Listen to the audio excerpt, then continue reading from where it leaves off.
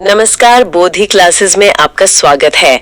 आज हम भारतीय अर्थव्यवस्था की एक गहरी और रोचक चर्चा करने वाले हैं। नमस्कार। हमारे पास स्रोत सामग्री है, भारतीय अर्थव्यवस्था अवधारणाएं और नीतियों से कुछ महत्वपूर्ण अंश, और हमारा मकसद है इन थोड़ी मुश्किल लगने वाली बातों को बिल्कुल आसान, दिलचस्प तरीके से समझना। हाँ, जैसे कहानी की तरह। बिल्कुल। और हाँ, ये याद दिला दूं कि आज के इस चर्चा के लिए सभी जरूरी नोट्स और सामग्री की PDF हमारे टेलीग्राम चैनल पर उपलब्ध करा दी गई है। बहुत बढ़िया। तो चलिए शुरुआत करते हैं बिल्कुल बेसिक से। ये अर्थशास्त्र मतलब इकोनॉमिक्स आखिर है क्या चीज? देखिए, बहुत सरल शब्दों में कहें तो स्रोत बताता है कि ये वस्तुओं और सेवाओं के उत्पादन, वितरण और उपभोग का अध्ययन है। उत्पादन, वितरण, उपभोग, ठीक है। मतलब कोई समाज अपने सीमित साधनों जैसे पैसा है, संसाधन है, उनका इस्तेमाल करके अपनी जो ढेरों जरूरतें हैं, इच्छाएं हैं, उन्हें कैसे पूरा करता है। ये चुनाव करने का विज्ञान है एक तरह से। अच्छा, जैसे मान लीजिए आप एक द्वीप पर अकेले हैं। आपने नारियल तोड़े, ये हो गया उत्पादन। हाँ। फिर आपने सोचा 5 आज खाएंगे, 5 कल के लिए रखेंगे, ये वितरण हो गया। बिल्कुल। और फिर खा लिए, मतलब उपभोग। सही पकड़ा, बस यही है। अब इसी को बड़े पैमाने पर सोचिए, देश कैसे अपने सीमित साधनों से अपनी असीमित जरूरतें पूरी करता है, यही अर्थशास्त्र है। समझ गई।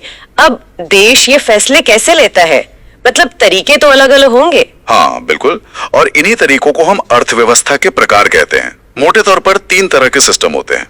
पहला कौन सा है? स्रोत में शायद पूंजीवादी का जिक्र है। हाँ, पहला है पूंजीवादी अर्थव्यवस्था। इसमें क्या होता है कि उत्पादन के साधन जैसे फैक्ट्री, मशीनें, जमीन, इन पर ज्यादातर निजी लोगों या कंपनियों का हक होता है। Private ownership. सही। और फैसले कौन लेता है? बाजार की ताकत है, मांग और आपूर्ति, मतलब सरकार ज्यादा दखल नहीं देती। अगर किसी चीज की मांग बढ़ी तो उसकी कीमत बढ़ेगी, उसका उत्पादन बढ़ेगा। मुनाफा कमाना मुख्य उद्देश्य होता है। जैसे अमेरिका या ब्रिटेन। हाँ, वो इसके क्लासिक उदाहरण है। लोग अक्सर इसे सिर्फ अमीरी से जोड़ते हैं, पर इसकी मूल बात निजी स्वामित्व और बाजार की आजादी है। ठीक है। और दूसरा प्रकार? दूसरा है समाजवादी अर्थव्यवस्था। यहाँ मामला एकदम उल्टा है। सब कुछ सरकार के हाथ में। फैक्ट्री, खेत, बैंक, सब सरकारी। मतलब सरकार ही तय करेगी क्या बनेगा, कितना बनेगा। हाँ बिल्कुल।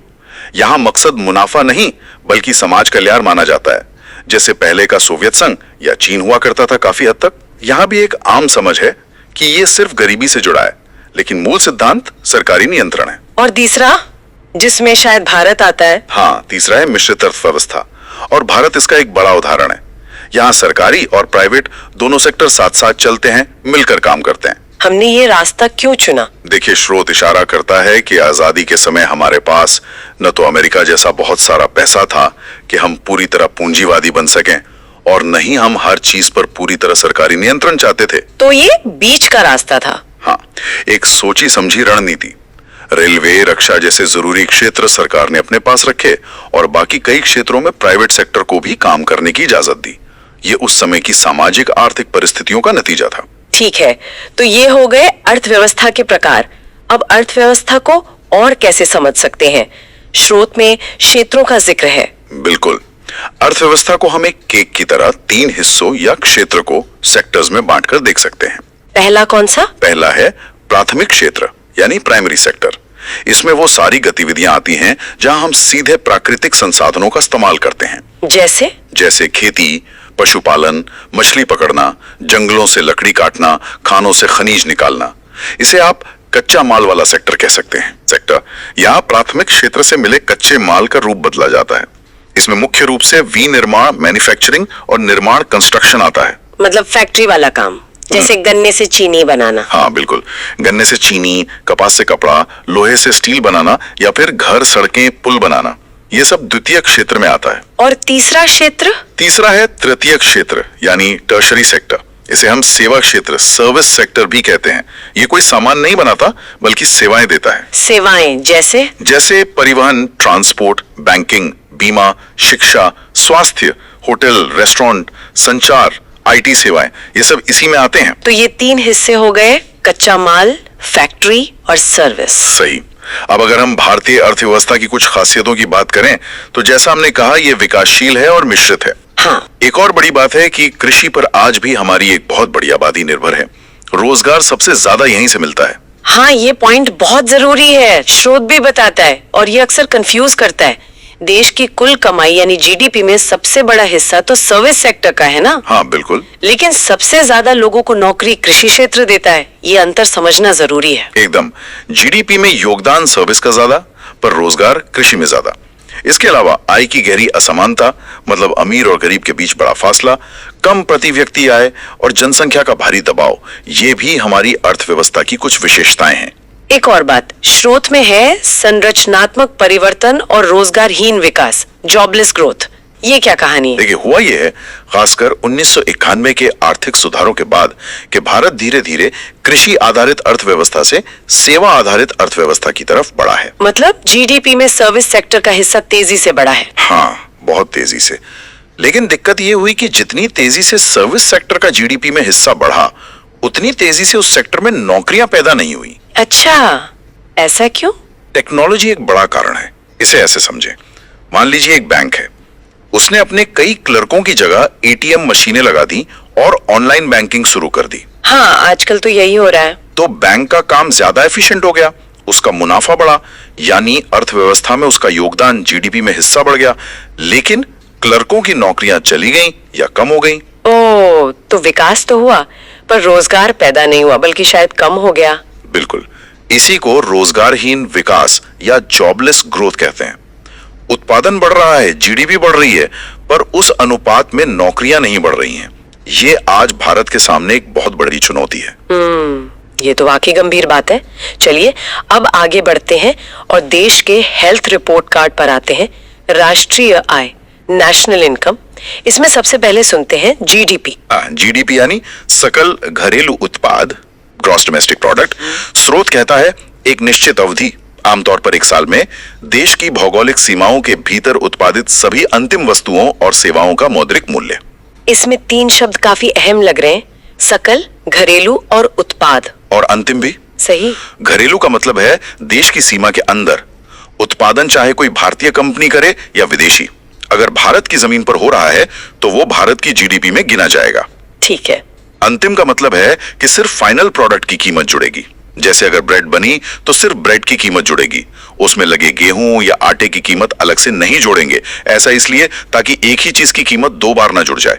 Double counting. हाँ, और सकल का मतलब है कि इसमें अभी मशीनरी वगैरह की घिसावट, डिप्रिसिएशन शामिल है। और ये गणना आमतौर पर एक वित्तीय वर्ष, भारत में 1 अप्रैल से 31 मार्च के लिए। तो ये हुई जीडीपी। फिर एक और टर्म आता है जीएनपी, सकल राष्ट्रीय उत्पाद। हाँ, जीएनपी यानी ग्रॉस नेशनल प्रोडक्ट। यहां ध्यान दीजिए, डी की जगह एन, नेशनल आ गया। मतलब अब जोर घरेलू सीमा पर नहीं बल्कि राष्ट्रीयता यानी नागरिकता पर है। तो इसमें क्या देखा जाता है? इसमें देखा जाता है कि देश के नागरिकों, नेशनल्स ने कुल कितना उत्पादन किया या कमाया, चाहे उन्होंने भारत में किया हो या विदेश में। अच्छा, तो इसका कोई फॉर्मूला है? हाँ, आसान सा फॉर्मूला है। GNP equals to GDP plus विदेशों में भारतीयों द्वारा अर्जित आय माइनस भारत में विदेशों द्वारा अर्जित आय। उदाहरण से समझाइए। जैसे मान लीजिए विराट कोहली अमेरिका में कोई मैच खेल के पैसा कमाते हैं, तो वो कमाई भारत की जीडीपी में नहीं जुड़ेगी क्योंकि उत्पादन अमेरिका में हुआ, पर भारत की जीएनपी में जुड़ेगी क्योंकि वो भारतीय नागरिक हैं। अच्छा। और इसके उलट मान लीजिए कोई विदेशी इंजीनियर भारत में काम करके सैलरी लेता है, तो उसकी कमाई भारत की जीडीपी में जुड़ेगी क्योंकि उत्पादन भारत में हुआ, पर भारत की जीएनपी निकालते समय उसे घटा दिया जाएगा क्योंकि वो भारतीय नागरिक नहीं है। समझ गई। तो जीडीपी जगह पर आधारित है और जीएनपी नागरिक पर। बिल्कुल सही।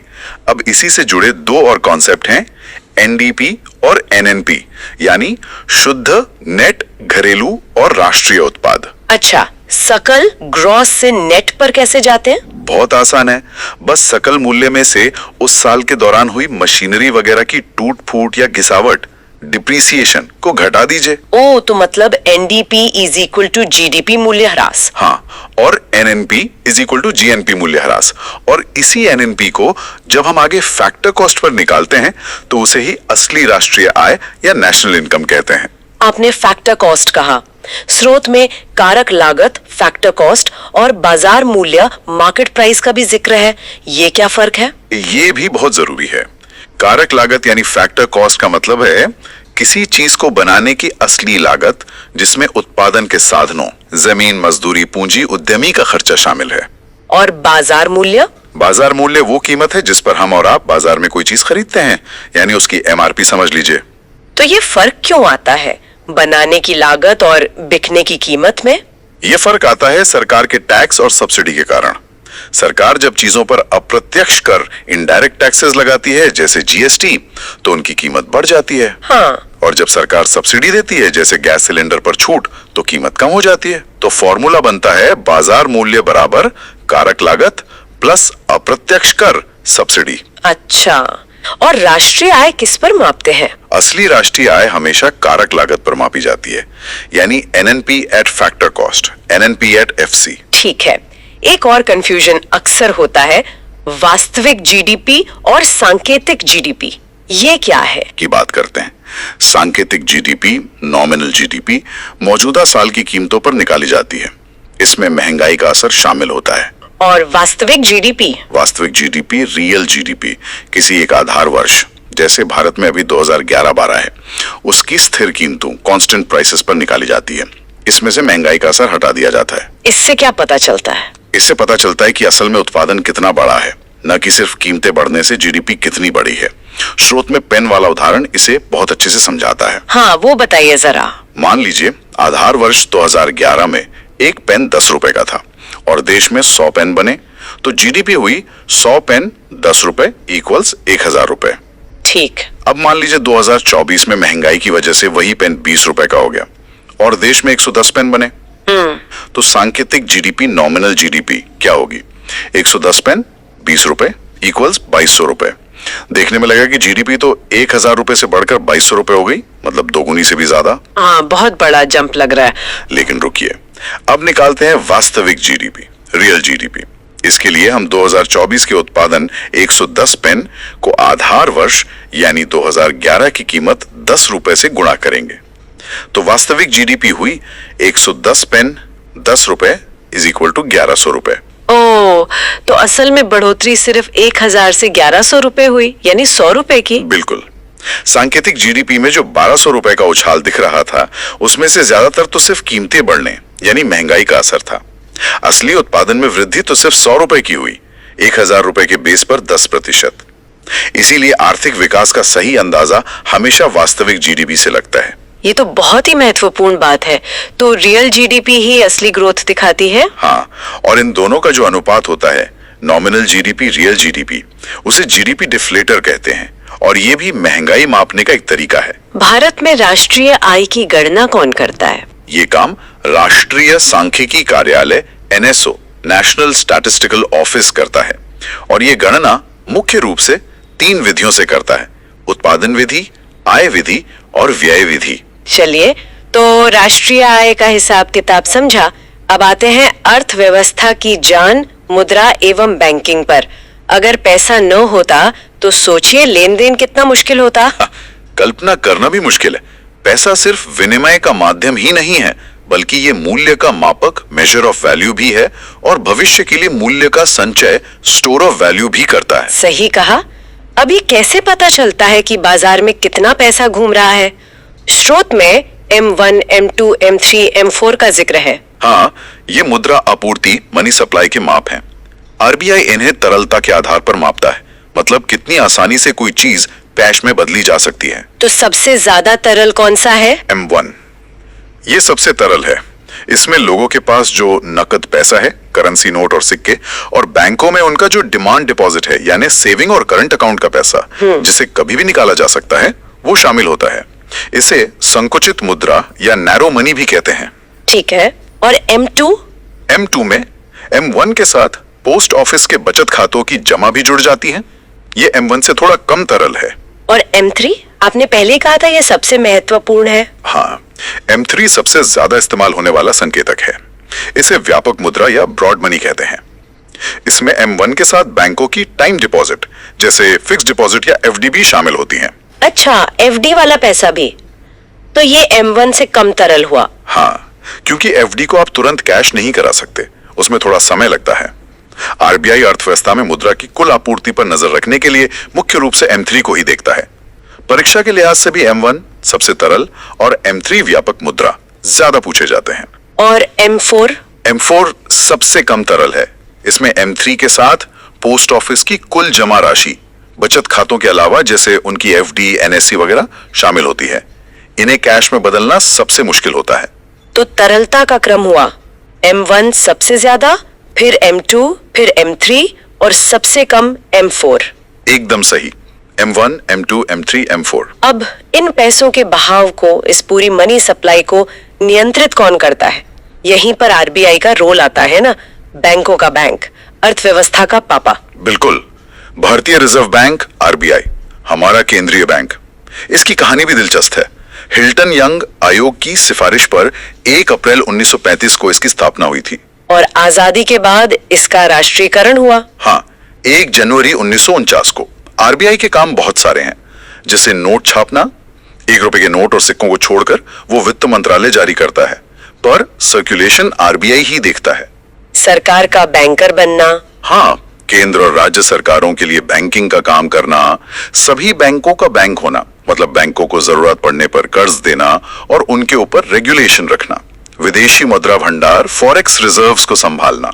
और सबसे महत्वपूर्ण काम जो आजकल बहुत चर्चा में रहता है, वो है साख नियंत्रण, यानी बाजार में पैसे उधार की मात्रा को नियंत्रित करना, ताकि ना तो बहुत ज्यादा महंगाई बढ़े, ना ही अर्थव्यवस्था में मंदी आ जाए।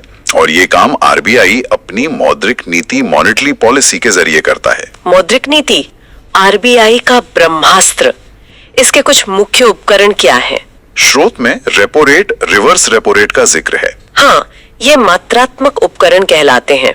सबसे पहले रेपो रेट। रेपो रेट ये वो ब्याज दर है जिस पर RBI बैंकों को बहुत कम समय के लिए, आमतौर पर रात भर के लिए कर्ज देता है। तो अगर RBI रेपो रेट बढ़ा दे तो अगर रेपो रेट बढ़ेगा तो बैंकों के लिए RBI से पैसा लेना महंगा हो जाएगा।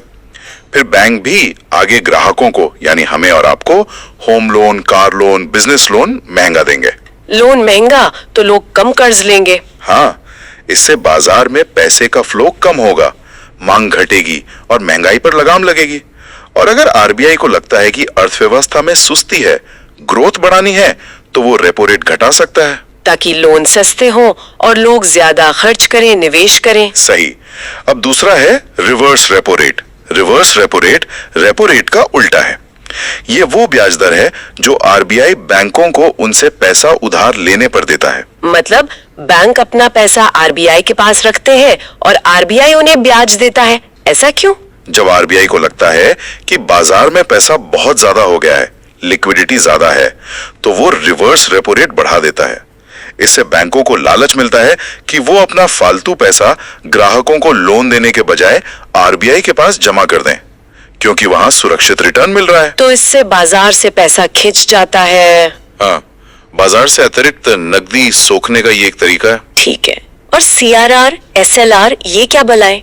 CRR यानी नकद आरक्षित अनुपात, कैश रिजर्व रेशियो, ये बैंकों की कुल जमा, net demand and time liabilities NDTL का वो प्रतिशत हिस्सा है जो उन्हें अनिवार्य रूप से RBI के पास कैश के रूप में रखना पड़ता है। इस पर बैंकों को कोई ब्याज नहीं मिलता। बिना ब्याज के। हाँ। और SLR यानी सांविधिक तरलता अनुपात, स्टैट्यूटरी लिक्विडिटी रेशो, ये जमा का वो हिस्सा है जो बैंकों को अपने पास ही बहुत सुरक्षित और तरल संपत्तियों के रूप में रखना होता है। तरल संपत्ति जैसे कैश, सोना या सरकारी बॉन्ड, गवर्नमेंट सिक्योरिटीज। तो CRR और SLR का मकसद क्या है? ये दोनों ही उपकरण बैंकों की लोन देने की क्षमता को सीधे तौर पर नियंत्रित करते हैं।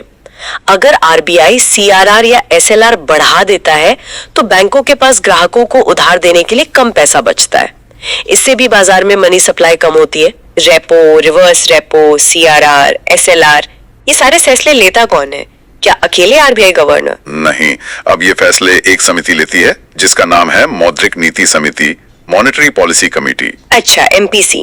इसमें कौन कौन होता है? इसमें कुल 6 सदस्य होते हैं।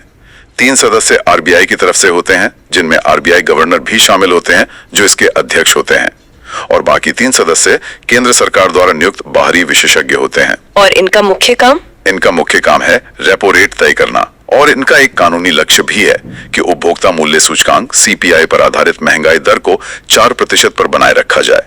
जिसमें 2% ऊपर या नीचे जाने की गुंजाइश है। मतलब 2% से 6% के बीच महंगाई दर को रखना, ये लक्ष्य बहुत महत्वपूर्ण है ना? हाँ, ये महंगाई को काबू में रखने का एक टारगेट है जो सरकार ने आरबीआई को दिया है। तो ये हुई आरबीआई की मौद्रिक नीति। अब बात करते हैं सरकार के हथियार की, राजकोषीय नीति। बिल्कुल, अगर मौद्रिक नीति आरबीआई चलाता है तो राजकोषीय नीति, फिस्कल पॉलिसी, सरकार चलाती है। इसके जरिए सरकार अपने खर्च, एक्सपेंडिचर और अपनी कमाई मुख्यतः टैक्स से अर्थव्यवस्था को प्रभावित करती है, उसे दिशा देती है। और इसका सबसे बड़ा ऐलान कब होता है? सालाना बजट में। बजट एक तरह से सरकार की साल भर की आमदनी और खर्चे का लेखा जोखा होता है। स्रोत बताता है कि बजट के मुख्य रूप से 2 हिस्से होते हैं, राजस्व खाता और पूंजी खाता। राजस्व खाता मतलब रोजमर्रा वाला हिसाब। हाँ, एक तरह से इसमें 2 चीजें आती हैं, राजस्व प्राप्तियां और राजस्व व्यय। राजस्व प्राप्तियां क्या है? ये सरकार की वो आमदनी है जिससे न तो सरकार की कोई देनदारी बनती है और न ही कोई संपत्ति कम होती है, जैसे टैक्स से होने वाली कमाई, इनकम टैक्स, जीएसटी या सरकारी कंपनियों से मिलने वाला लाभांश, डिविडेंड। ठीक है। और राजस्व व्यय? ये सरकार के वो खर्चे हैं जिनसे ना तो कोई संपत्ति बनती है और न ही कोई देनदारी कम होती है, जैसे सरकारी कर्मचारियों की तनख्वाह, पेंशन, सब्सिडी जैसे खाने पर, खाद पर या पुराने कर्जों पर ब्याज का भुगतान। ये एक तरह से जरूरी खर्चे हैं, पर इनसे भविष्य के लिए कुछ बनता नहीं। समझ गई। अब दूसरा हिस्सा, पूंजी खाता। पूंजी खाते, कैपिटल अकाउंट में वो लेन देन आते हैं जिनसे सरकार की संपत्ति या देनदारी पर सीधा असर पड़ता है। इसमें भी 2 भाग हैं, पूंजीगत प्राप्तियां, कैपिटल रिसीट्स, और पूंजीगत व्यय, कैपिटल एक्सपेंडिचर। पूंजीगत प्राप्तियां मतलब? उधार लेना। हाँ, इसमें मुख्य रूप से सरकार द्वारा लिया गया उधार, बोरोइंग्स आता है।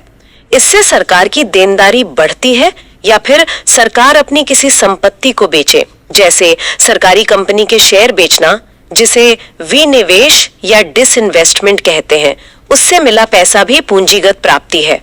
इससे सरकार की संपत्ति घटती है। और पूंजीगत व्यय, ये जरूरी लगता है, ये बहुत जरूरी है। पूंजीगत व्यय या केपेक्स वो खर्चा है जिससे देश में भविष्य के लिए संपत्ति बनती है या सरकार की देनदारी कम होती है, जैसे सड़कें, पुल, स्कूल, अस्पताल, बंदरगाह बनाना या मशीनरी खरीदना। सरकार आजकल इस पर बहुत जोर दे रही है। क्यों? क्योंकि माना जाता है कि इस तरह के खर्च से अर्थव्यवस्था में ग्रोथ ज्यादा आती है, रोजगार पैदा होते हैं और भविष्य में देश की उत्पादन क्षमता बढ़ती है। ठीक है। अब बजट में हम अक्सर घाटे की बात सुनते हैं। स्रोत में कई तरह के घाटों का जिक्र है। पहला है राजस्व घाटा। हाँ, राजस्व घाटा, रेवेन्यू डेफिसिट, तब होता है जब सरकार का राजस्व व्यय उसकी राजस्व प्राप्तियों से ज्यादा हो जाता है। इसका मतलब क्या हुआ? इसका मतलब हुआ कि सरकार अपने रोजमर्रा के खर्चों जैसे तनख्वाह, सब्सिडी को पूरा करने के लिए भी अपनी नियमित कमाई पर निर्भर नहीं रह पा रही। उसे उधार लेना पड़ रहा है या अपनी संपत्ति बेचनी पड़ रही है।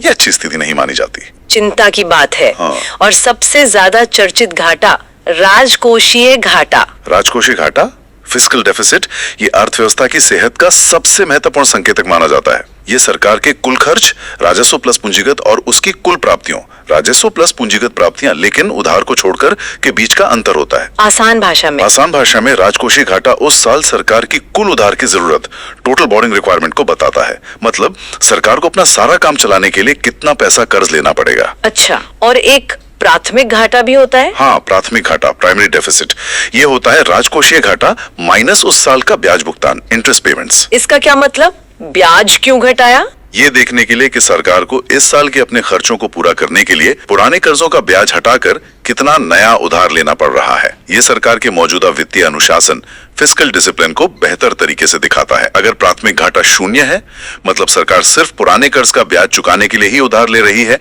नए खर्चों के लिए नहीं। ये तो काफी सारे घाटे हो गए। अच्छा, स्रोत में वित्त आयोग का भी जिक्र है। ये क्या है? वित्त आयोग, फाइनेंस कमीशन, एक बहुत महत्वपूर्ण संवैधानिक निकाय है। संविधान के अनुच्छेद 280 के तहत हर 5 साल में राष्ट्रपति इसका गठन करते हैं। इसका काम क्या है? इसका मुख्य काम है केंद्र सरकार और राज्य सरकारों के बीच टैक्स से होने वाली कमाई का बंटवारा कैसे हो, इसकी सिफारिश करना है। मतलब केंद्र जो टैक्स इकट्ठा करता है, उसमें से राज्यों को कितना हिस्सा मिलना चाहिए।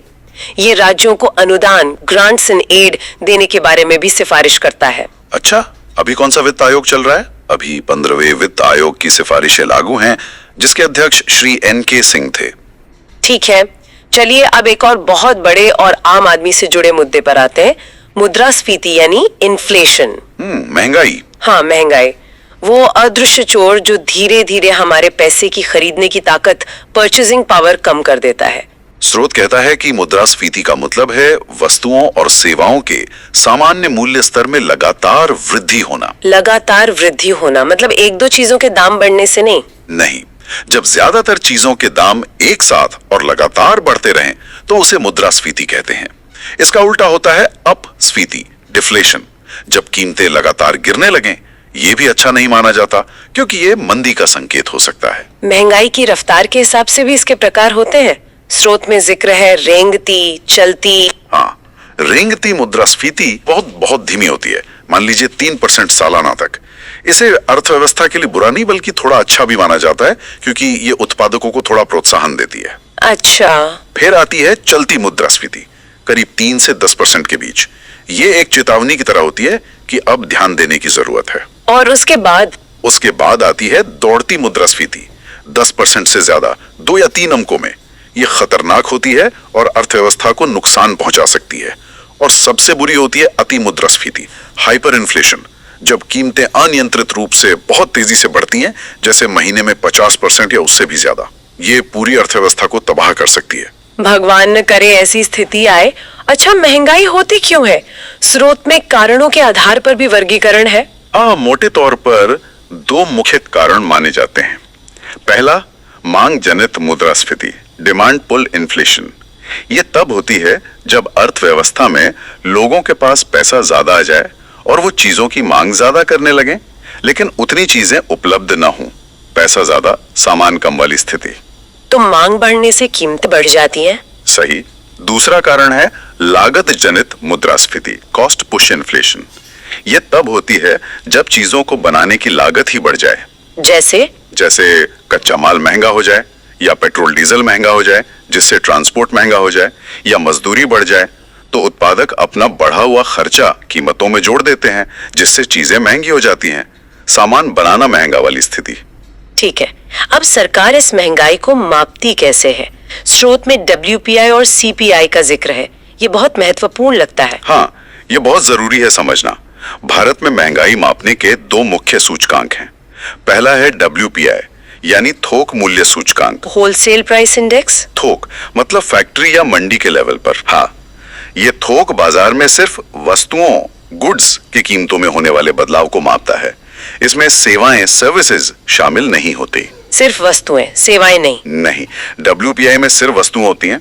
दूसरा सूचकांक है CPI यानी उपभोक्ता मूल्य सूचकांक, कंज्यूमर प्राइस इंडेक्स। उपभोक्ता मतलब हम और आप। हाँ, ये खुदरा स्तर, रिटेल लेवल पर कीमतों में बदलाव को मापता है, यानी वो कीमतें जो हम और आप एक उपभोक्ता के तौर पर चुकाते हैं। और सबसे बड़ा फर्क ये है कि CPI में वस्तुएं और सेवाएं दोनों शामिल होती हैं। अच्छा, इसमें सेवाएं भी हैं? जैसे शिक्षा का खर्च, स्वास्थ्य का खर्च, घर का किराया, ट्रांसपोर्ट का किराया, मोबाइल का बिल। ये सब CPI में शामिल होता है, जो WPI में नहीं होता। तो फिर आम आदमी पर महंगाई का असल असर कौन सा सूचकांक बेहतर दिखाता है? जाहिर है CPI, क्योंकि हम अपनी रोजमर्रा की जिंदगी में वस्तुएं और सेवाएं दोनों खरीदते हैं। इसीलिए जैसा हमने पहले भी बात की, RBI अपनी मौद्रिक नीति बनाने के लिए अब मुख्य रूप से CPI को ही आधार मानता है। ये तो बहुत बड़ा अंतर है। WPI सिर्फ वस्तुओं का थोक भाव और CPI वस्तुओं और सेवाओं का खुदरा भाव। बिल्कुल। कुछ और टर्म्स भी हैं, जैसे अपस्फीति, डिसइन्फ्लेशन। इसका मतलब महंगाई का खत्म होना नहीं, बल्कि महंगाई की दर में कमी आना है। जैसे अगर महंगाई दर 8% से घटकर 6% हो गई तो इसे अपस्फीति कहेंगे। अच्छा, महंगाई तो है पर बढ़ने की रफ्तार कम हो गई। हाँ, एक और बुरी स्थिति है मुद्रास्फीति जनित मंदी, स्टैगफ्लेशन। इसमें 3 चीजें एक साथ होती हैं: उच्च महंगाई, उच्च बेरोजगारी और आर्थिक विकास का रुक जाना। ये किसी भी अर्थव्यवस्था के लिए सबसे मुश्किल हालात में से एक है। और कोर मुद्रास्फीति? कोर मुद्रास्फीति निकालने के लिए कुल CPI महंगाई में से खाने पीने की चीजों, फूड और ईंधन, फ्यूल की कीमतों को हटा दिया जाता है। ऐसा क्यों? क्योंकि खाने पीने की चीजों और ईंधन की कीमतें बहुत जल्दी जल्दी बदलती हैं, मौसम या अंतर्राष्ट्रीय कारणों से। इन्हें हटाकर महंगाई के अंडरलाइंग ट्रेंड यानी अंदरूनी और ज्यादा स्थायी रुझान को समझने की कोशिश की जाती है। बहुत जानकारी मिली महंगाई के बारे में। चलिए अब थोड़ा इतिहास और योजना की तरफ चलते हैं। भारत में आर्थिक नियोजन। हाँ, आजादी के बाद भारत ने अपने विकास का रास्ता तय करने के लिए नियोजन प्लानिंग का मॉडल अपनाया। इसके लिए 1950 में योजना आयोग प्लानिंग कमीशन बनाया गया। योजना आयोग का काम क्या था? इसका काम था देश के संसाधनों का आकलन करना और उनके सबसे बेहतर इस्तेमाल के लिए पंचवर्षीय योजनाएं बनाना। ये एक तरह से टॉप डाउन मॉडल था, मतलब दिल्ली में योजना बनती थी और फिर वो पूरे देश में लागू होती थी। और इसने काफी समय तक काम किया। हाँ, इसने करीब 65 साल तक काम किया, लेकिन 1 जनवरी 2015 को इसकी जगह एक नई संस्था ने ले ली, नीति आयोग। नीति आयोग, इसका पूरा नाम क्या है? National institution for transforming India. तो ये योजना आयोग से कैसे अलग है? नीति आयोग मुख्य रूप से सरकार के लिए एक थिंक टैंक या सलाहकार की भूमिका निभाता है। ये योजना आयोग की तरह योजनाएं बनाकर राज्यों पर थोपता नहीं, बल्कि सहकारी संघवाद, कोऑपरेटिव फेडरलिज्म पर जोर देता है। सहकारी संघवाद मतलब ये राज्यों को विकास प्रक्रिया में बराबर का भागीदार मानता है और नीतियां बनाने में उनसे सलाह मशवरा करता है। ये एक तरह से बॉटम अप दृष्टिकोण अपनाने की कोशिश करता है। और कोई बड़ा अंतर? एक बहुत बड़ा अंतर यह है कि योजना आयोग के पास राज्यों को विकास योजनाओं के लिए फंड पैसा आवंटित करने की शक्ति थी। नीति आयोग के पास ऐसी कोई वित्तीय शक्ति नहीं है। फंड बांटने का काम अब मुख्य रूप से वित्त मंत्रालय और अन्य मंत्रालय करते हैं। तो नीति आयोग अब सिर्फ सलाह देता है? हाँ, मुख्य रूप से सलाह देना, नीतियां बनाने में मदद करना, राज्यों के बीच समन्वय बढ़ाना और अच्छी प्रैक्टिसेस को साझा करना इसका काम है। पंचवर्षीय योजनाएं भी जारी थी, स्रोत में जिक्र है। हाँ, कुल 12 पंचवर्षीय योजनाएं बनी। पहली योजना 1951-56 में कृषि पर बहुत जोर दिया गया था। दूसरी योजना 1956 से 61 में भारी उद्योगों यानी हेवी इंडस्ट्रीज पर फोकस था, महालनोबिस मॉडल पर आधारित। और कोई खास योजना? पांचवी योजना 1974-78 में गरीबी हटाओ का प्रसिद्ध नारा दिया गया था और 12वीं योजना 2012-17 भारत की अंतिम पंचवर्षीय योजना थी। उसके बाद योजना आयोग खत्म हो गया और पंचवर्षीय योजनाओं का दौर भी समाप्त हो गया। चलिए अब गरीबी हटाओ नारे से गरीबी के मुद्दे पर ही आते हैं। हाँ, भारत के लिए ये एक बहुत बड़ी चुनौती रही है। हाँ, गरीबी सिर्फ पैसे की कमी नहीं है। स्रोत इसे बुनियादी जरूरतों रोटी, कपड़ा, मकान, शिक्षा, स्वास्थ्य को पूरा न कर पाने की स्थिति के रूप में परिभाषित करता है। ये अवसरों की कमी भी है। इसके प्रकार भी होते हैं, निरपेक्ष और सापेक्ष। हाँ, निरपेक्ष गरीबी का मतलब है कि व्यक्ति अपनी या अपने परिवार की बुनियादी जरूरतें पूरी करने के लिए जरूरी न्यूनतम आय या उपभोग स्तर भी हासिल नहीं कर पा रहा है। भारत में जो गरीबी रेखा तय की जाती है वो निरपेक्ष गरीबी को ही मापती है। और सापेक्ष गरीबी? सापेक्ष गरीबी का मतलब है किसी समाज में दूसरों की तुलना में कम आय या संपत्ति होना। ये आय की असमानता को दर्शाती है। हो सकता है कोई व्यक्ति निरपेक्ष रूप से गरीब न हो, लेकिन अपने आसपास के लोगों की तुलना में काफी गरीब हो। भारत में गरीबी को मापा कैसे जाता रहा है? क्या इसका कोई एक तरीका है? नहीं, इसका तरीका समय समय पर बदलता रहा है और इस पर काफी बहस भी होती रही है। स्रोत कुछ समितियों का जिक्र करता है, जैसे वाई के अलग समिति 1979 ने पहली बार पोषण यानी कैलोरी की जरूरत, ग्रामीणों के लिए 2400 कैलोरी और शहरी के लिए 2100 कैलोरी प्रतिदिन को गरीबी रेखा का आधार बनाया था। सिर्फ कैलोरी? हाँ, तब मुख्य आधार कैलोरी था। फिर लकड़ावाला समिति 1993 ने सुझाव दिया कि हर राज्य के लिए अलग अलग गरीबी रेखा होनी चाहिए, क्योंकि हर जगह कीमतें अलग अलग होती हैं। उन्होंने सीपीआई को आधार बनाने की बात की। और फिर तेंदुलकर समिति आई। हाँ, सुरेश तेंदुलकर समिति 2009 ने एक बड़ा बदलाव किया। उन्होंने सिर्फ कैलोरी पर आधारित तरीके को छोड़कर मासिक प्रति व्यक्ति उपभोग व्यय, monthly per capita consumption expenditure, MPCE को गरीबी रेखा का आधार बनाया। उपभोग व्यय मतलब एक व्यक्ति एक महीने में खाने पीने के साथ साथ शिक्षा, स्वास्थ्य, कपड़े, जूते, बिजली, ट्रांसपोर्ट जैसी जरूरी चीजों पर औसतन कितना खर्च करता है। इन्होंने एक तरह से गरीबी की परिभाषा को व्यापक बनाया। ये तो बेहतर तरीका लगता है। हाँ, इसके बाद सी रंगराजन समिति 2014 ने भी अपनी रिपोर्ट दी और तेंदुलकर समिति की तुलना में थोड़ी ऊंची गरीबी रेखा का सुझाव दिया, जिससे गरीबों की संख्या ज्यादा आ रही थी। तो अभी कौन सी रेखा मानी जाती है? इस पर थोड़ी अस्पष्टता रहती है, लेकिन योजना बनाने और आंकड़ों के लिए तेंदुलकर समिति की कार्यप्रणाली का काफी इस्तेमाल होता रहा है। एक वैश्विक सूचकांक भी है, MPI। हाँ, वैश्विक बहुआयामी गरीबी सूचकांक, multi dimensional poverty index, MPI। ये गरीबी को सिर्फ आय या उपभोग के आधार पर नहीं, बल्कि कई आयामों में मापता है। कौन से आयाम? इसमें 3 मुख्य आयाम हैं: स्वास्थ्य, पोषण, बाल मृत्यु दर, शिक्षा, स्कूली शिक्षा के वर्ष, स्कूल में उपस्थिति और जीवन स्तर, लिविंग स्टैंडर्ड्स, जिसमें खाना पकाने का ईंधन, स्वच्छता, पीने का पानी, बिजली, आवास और संपत्ति जैसे संकेतक शामिल हैं। ये गरीबी की एक ज्यादा समग्र तस्वीर देता है। गरीबी की तरह ही एक और बड़ी समस्या है बेरोजगारी। बिल्कुल, बेरोजगारी का सीधा सा मतलब है कि एक व्यक्ति काम करने के लायक है, काम करना चाहता है और जो मौजूदा मजदूरी दर चल रही है उस पर काम करने को तैयार भी है, लेकिन फिर भी उसे काम नहीं मिल रहा है। इसके भी अलग अलग प्रकार होते हैं, स्रोत में कई दिए हैं। हाँ, कई प्रकार हैं, जैसे घर्षणात्मक बेरोजगारी। ये तब होती है जब लोग एक नौकरी छोड़कर दूसरी नौकरी की तलाश में होते हैं, तो बीच का जो समय होता है वो इसमें आता है। ये अस्थायी होती है। ठीक है। और संरचनात्मक? संरचनात्मक बेरोजगारी तब होती है जब अर्थव्यवस्था की संरचना में बदलाव के कारण लोगों के कौशल और बाजार में उपलब्ध नौकरियों के बीच मेल नहीं बैठता। जैसे किसी पुरानी टेक्नोलॉजी में काम करने वाले लोग नई टेक्नोलॉजी आने पर बेकार हो जाएं। ये भारत जैसी विकासशील अर्थव्यवस्था की एक बड़ी समस्या है। हाँ, ये तो है। और प्रच्छन्न बेरोजगारी, ये क्या है? प्रच्छन्न या छिपी हुई बेरोजगारी ये अक्सर कृषि क्षेत्र में देखने को मिलती है। इसका मतलब है कि किसी काम में जरूरत से ज्यादा लोग लगे हुए हैं। अगर उनमें से कुछ लोगों को हटा भी दिया जाए तो कुल उत्पादन पर कोई फर्क नहीं पड़ेगा। वो लोग दिखने में तो काम करते हुए लगते हैं, पर असल में उनका योगदान शून्य होता है। अच्छा, और मौसमी बेरोजगारी? मौसमी बेरोजगारी, सीजनल अनएम्प्लॉयमेंट, उन कामों में होती है जो साल के कुछ ही महीनों में होते हैं। जैसे खेती में बुआई और कटाई के समय तो काम होता है, बाकी समय किसान या मजदूर खाली रह सकते हैं। या पर्यटन उद्योग में भी ऐसा होता है। और चक्रीय बेरोजगारी? चक्रीय बेरोजगारी, साइक्लिकल अनएम्प्लॉयमेंट, अर्थव्यवस्था में आने वाले उतार चढ़ाव बिजनेस साइकिल के कारण होती है। जब अर्थव्यवस्था में मंदी आती है तो मांग घटती है, उत्पादन कम होता है और कंपनियां लोगों को नौकरी से निकाल देती हैं।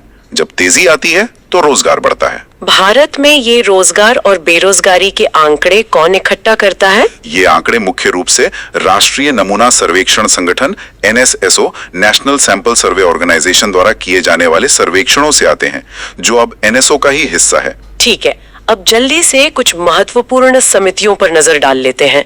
स्रोत में कुछ का जिक्र है? हाँ, गरीबी समितियां अलग, लकड़ावाला, तेंदुलकर, रंगराजन के अलावा कर सुधारों, टैक्स रिफॉर्म्स के लिए राजा चलैया समिति 1991, विजय केलकर समिति 2002 और हाल के वर्षों में GST के संदर्भ में अधिया समिति 2016 का नाम महत्वपूर्ण है। और बैंकिंग सुधार? बैंकिंग सुधारों के लिए नरसिम्हम समिति 1991 और 1998 का नाम सबसे प्रमुख है।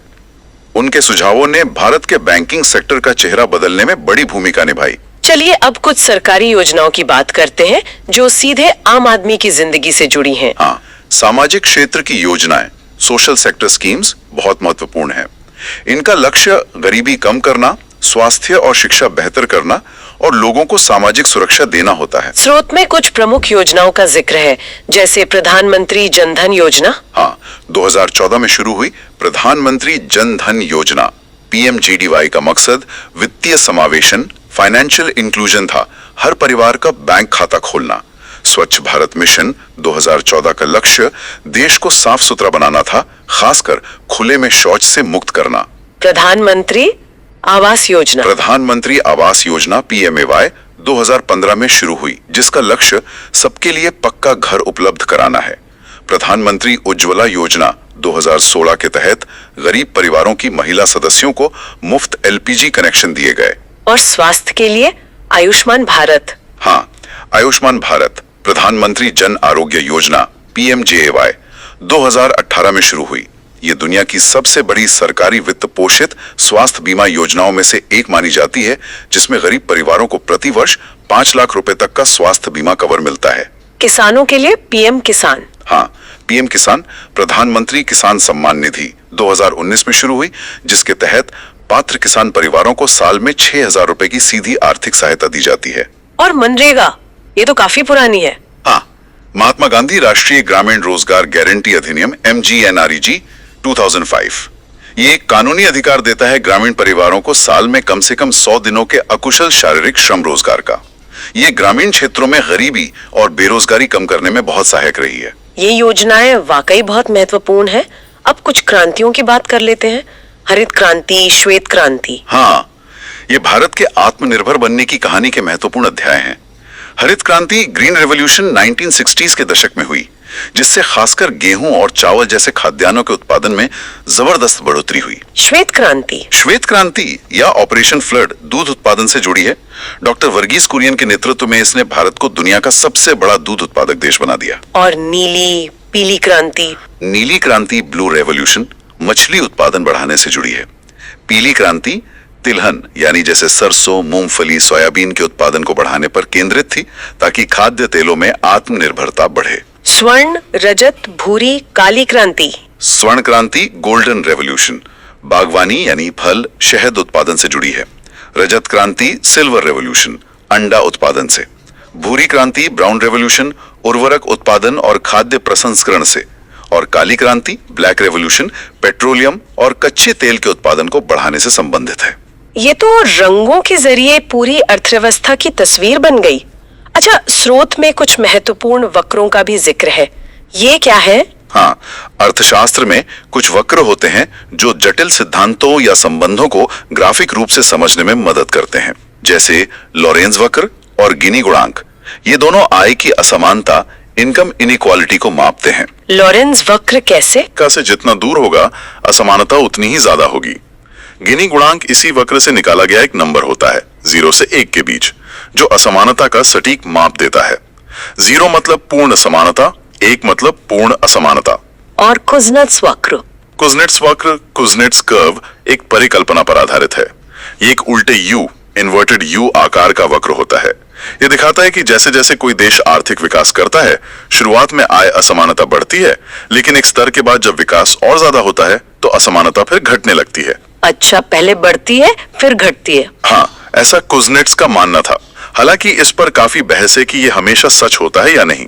फिर एक फिलिप्स वक्र है। ये क्या दिखाता है? फिलिप्स वक्र परंपरागत रूप से महंगाई दर, इन्फ्लेशन रेट और बेरोजगारी दर, अनएम्प्लॉयमेंट रेट के बीच एक उल्टा संबंध दिखाता है। मतलब जब महंगाई ज्यादा होती है तो बेरोजगारी कम होती है, और जब महंगाई कम होती है तो बेरोजगारी ज्यादा होती है। हालांकि स्टैगफ्लेशन जैसी स्थितियों ने इस संबंध पर सवाल उठाए हैं। और लाफर वक्र भी एक उल्टे यू जैसा होता है। ये टैक्स की दर, टैक्स रेट और सरकार को टैक्स से होने वाली कुल कमाई, टैक्स रेवेन्यू के बीच संबंध दिखाता है। कैसे? इसका तर्क है कि अगर टैक्स की दर 0% है तो सरकार की कमाई 0 होगी। अगर टैक्स की दर 100% है तो भी कमाई 0 होगी, क्योंकि कोई काम ही नहीं करेगा। इनके बीच में एक ऐसी दर होती है जहां सरकार को सबसे ज्यादा राजस्व मिलता है। अगर दर उससे ज्यादा बढ़ाई जाए तो लोग टैक्स चोरी करने लगेंगे या काम करना कम कर देंगे, जिससे कुल राजस्व घटने लगेगा। ये तो दिलचस्प है। मतलब ज्यादा टैक्स दर हमेशा ज्यादा कमाई नहीं देती। हाँ, यही लाफर वक्र का तर्क है। चलिए अब आखिरी हिस्से पर आते हैं, बाह्य क्षेत्र और अंतर्राष्ट्रीय संगठन।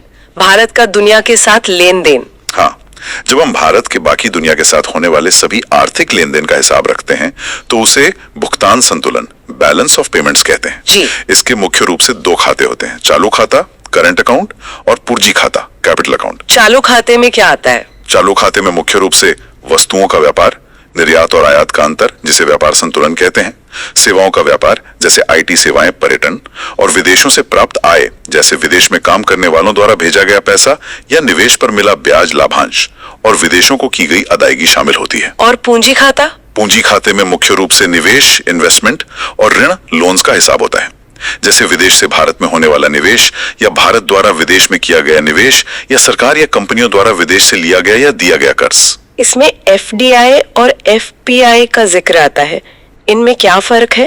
ये दोनों ही विदेशी निवेश हैं, पर इनमें बड़ा फर्क है। एफडीआई यानी प्रत्यक्ष विदेशी निवेश, फॉरेन डायरेक्ट इन्वेस्टमेंट, ये लंबे समय के लिए किया जाने वाला निवेश होता है जिसमें विदेशी निवेशक का इरादा भारत में किसी कंपनी के प्रबंधन में नियंत्रण हासिल करना या स्थायी रुचि रखना होता है। जैसे कोई विदेशी कंपनी भारत में नई फैक्ट्री लगाती है, इसे ज्यादा स्थिर माना जाता है। और एफपीआई? एफपीआई यानी विदेशी पोर्टफोलियो निवेश, फॉरेन पोर्टफोलियो इन्वेस्टमेंट। ये आमतौर पर अल्पकालिक निवेश होता है जो भारतीय शेयर बाजार या बॉन्ड बाजार में किया जाता है। निवेशक का मकसद जल्दी मुनाफा कमाना होता है, प्रबंधन में रुचि नहीं होती।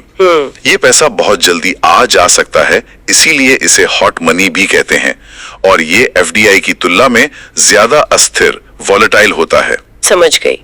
एफडीआई मतलब फैक्ट्री लगाना, एफपीआई मतलब शेयर खरीदना, मोटे तौर पर। हाँ, समझने के लिए ये कह सकते हैं। अब दुनिया के कुछ बड़े आर्थिक मैनेजरों की बात कर लेते हैं। आईएमएफ, विश्व बैंक, WTO। हाँ, ये महत्वपूर्ण अंतर्राष्ट्रीय संगठन है। आईएमएफ यानी अंतर्राष्ट्रीय मुद्रा कोष, इंटरनेशनल मॉनेटरी फंड।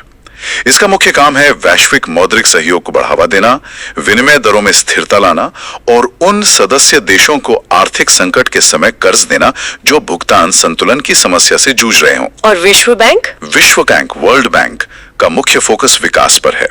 ये विकासशील देशों को गरीबी कम करने और साझा समृद्धि बढ़ाने के लिए लंबी अवधि के कर्ज और तकनीकी सहायता प्रदान करता है, खासकर बुनियादी ढांचा, स्वास्थ्य, शिक्षा जैसी परियोजनाओं के लिए। तो आईएमएफ संकट में मदद करता है, विश्व बैंक विकास में। हाँ, मोटे तौर पर यह उनका मुख्य फोकस है, हालांकि उनके काम में ओवरलैप भी होता है। तीसरा है WTO यानी विश्व व्यापार संगठन, वर्ल्ड ट्रेड ऑर्गेनाइजेशन। इसका क्या काम है? WTO अंतर्राष्ट्रीय व्यापार के नियम बनाता है और सदस्य देशों के बीच व्यापार संबंधी विवादों को सुलझाने का मंच प्रदान करता है। इसका लक्ष्य है कि अंतर्राष्ट्रीय व्यापार सुचारू रूप से, बिना किसी भेदभाव के और अनुमानित तरीके से हो सके। तो ये तीनों मिलकर वैश्विक अर्थव्यवस्था को चलाने में मदद करते हैं। हाँ, इनकी भूमिका बहुत बड़ी है। तो आज हमने वाकई भारतीय अर्थव्यवस्था के कई अहम पहलुओं को छू लिया। बुनियादी बातों से शुरू करके राष्ट्रीय आय, आरबीआई और सरकार की नीतियां, महंगाई, गरीबी, बेरोजगारी योजनाएं, अंतर्राष्ट्रीय व्यापार, काफी कुछ कवर किया। हाँ, और ये सभी चीजें आपस में जुड़ी हुई हैं। भारतीय अर्थव्यवस्था एक बहुत ही गतिशील और जटिल विषय है जिसमें लगातार बदलाव होते रहते हैं। इन बुनियादी अवधारणाओं को समझना हमें इन बदलावों को और उनके हमारे जीवन पर पड़ने वाले असर को बेहतर ढंग से समझने में मदद करता है।